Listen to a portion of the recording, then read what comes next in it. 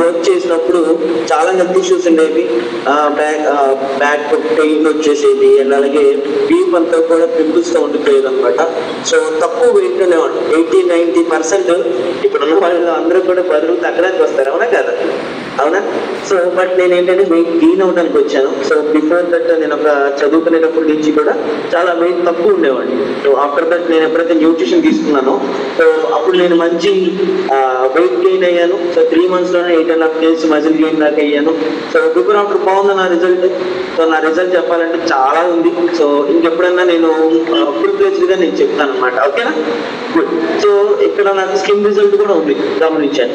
ఈ స్కిన్ ఏంటంటే నాకు బాగా పెయిన్ ఉండేది అనమాట.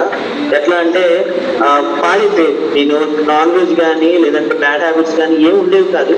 బట్ ఏమవుతుందంటే ఎప్పుడైతే అదే ఏసీలో ఎప్పుడైతే 70 మంది 80 మంది ఒకే ఏసీలో ఉంటారు, అవునా కదా? సో ఆ ఏసీలో ఉన్నప్పుడు చాలా హెల్త్ ఇష్యూస్ ఉండేవి వాళ్ళందరికీ కూడా. సో అది నాకు బాగా ఇబ్బంది పడేది అనమాట.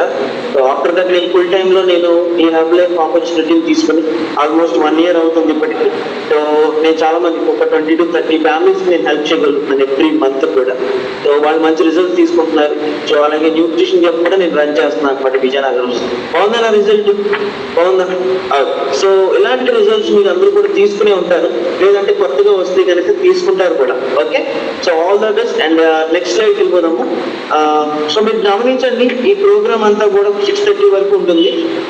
సో ఆ 6:30 వరకు మీరు చేయాల్సిన పనులు చూడండి.